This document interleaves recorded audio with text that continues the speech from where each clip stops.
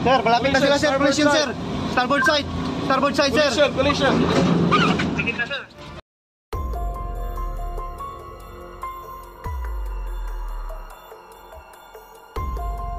Breaking news mga kabayan, sumosobra na talaga itong China. Muli na namang binomba ng tubig at intensyonal na binangga ng barko ng Chinese Coast Guard ang barko ng Pilipinas. Ang buong pangyayari nakuhanan pa ng video mga kababayan. At heto pa, muli na namang ipinakita ng China kung gaano sila kagarapal. Lantaran ang ginagawang pag-angkin sa Baho de Masinloc o mas kilala bilang Scarborough Shoal. Ano kaya ang gagawing hakbang ng Philippine government sa mga panibagong pangaharas na naman na ginagawa ng China dito pa mismo sa sarili nating teritoryo? Yan at iba pang mga updates ang ating tatalakayin sa video na ito.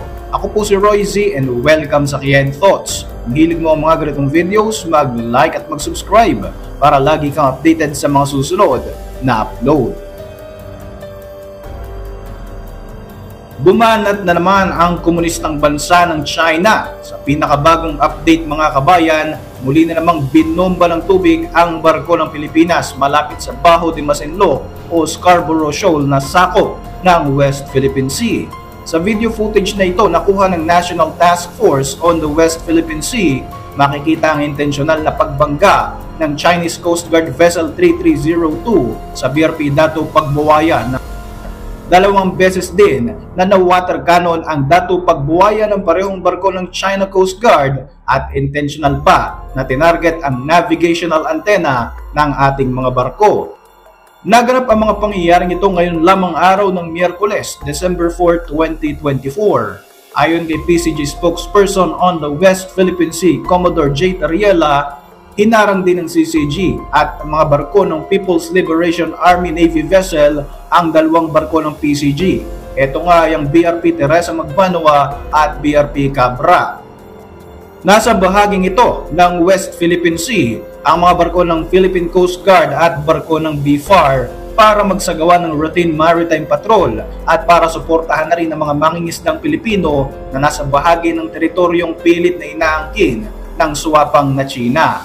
Sa kabila nito, nagpapatuloy pa rin ang PCG sa pagbabantay at pagprotekta sa mga maritime interest ng Pilipinas sa West Philippine Sea. Nasa exclusive economic zone ng Pilipinas ang Baho de Masinloc. Base yan sa international law at sa United Nations Convention on the Law of the Seas o UNCLOS, gayon na rin sa resulta ng 2016 arbitral ruling.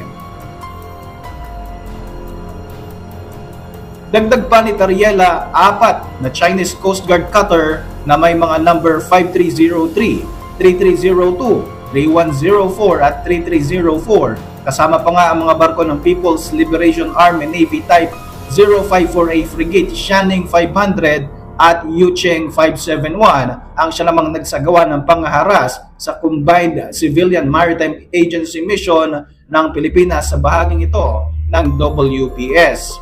Kabilang sa mga ginawa ng China, ang sinasabi raw nila na control measure in accordance to the law. Ito nga yung pag-water cannon at pagbangga sa BRP Dato Pagbuwaya bandang 6:30 AM. Ito ay halos 16 nautical miles lamang ang layo sa Baho de Masinloc. Ito na nga ang isa sa pinakamalaking engkwentro ng Pilipinas at China ngayong taon mula nga na maganap ang Sabina Shoal standoff. Bukod dito, sinabi rin ni Tariela na nakaranas pa nga ng mga intentional blocking, shadowing and dangerous maneuvers ang mga barko ng PCG mula sa mga barko ng Chinese Coast Guard at Chinese Navy. Tinatayang nasa 120 nautical miles lamang ang layo ng Baho de Masinloc mula sa Luzon. Pero itong garapal na China, pilit itong inaangkin kahit malinaw na malinaw sa international na batas na ito ay pasok na pasok sa EEZ ng ating bansa. Ang matindi pa rito ay tinatawag pa ng komunistang China ang mga barko ng Pilipinas na mga criminal trespassers gayong sila itong laway na laway sa ating mga teritoryo.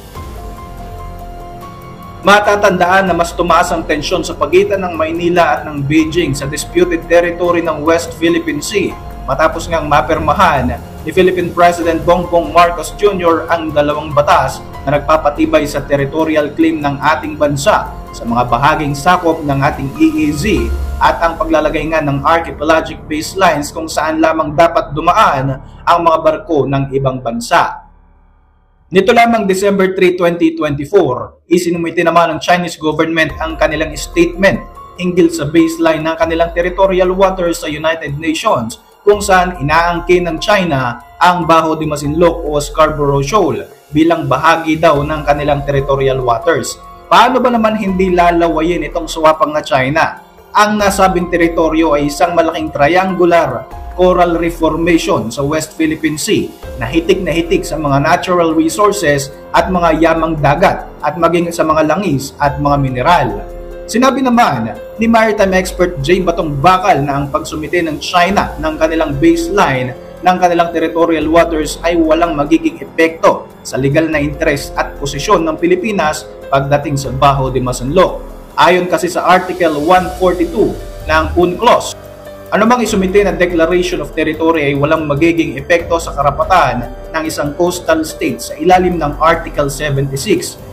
Samantala, base naman sa Article 76, ang Pilipinas bilang isang coastal state ang siyang may legal na karapatan sa continental shelf sa bahagi ng Scarborough Shoal. Matatandaan na kamakailan lamang ay nagpadala naman ng mga video footage ang mga Pilipinong mangingisda kung saan isang Chinese Navy helicopter ang nagsagawa ng panghara sa kanila habang nangingisda sila sa bahagi ng Rosal Reef o Iroquois Reef.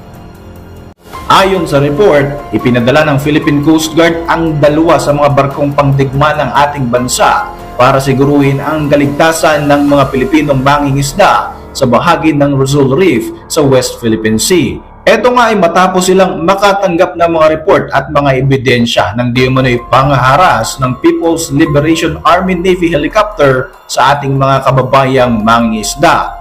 Sa naganap nga na insidente ay pinakita ng mga mangingisda ang isang PLA helicopter na may tail number 65 na hinaharas ang mga mangingisdang Pilipino. Dito nga ay lumipad na ito ng halos 15 feet na lamang sa ibabaw pa mismo ng mga bangka ng mga Pinoy na sa tingin nga ng PCG ay isang uri ng harassment para itaboy ang ating mga kababayan.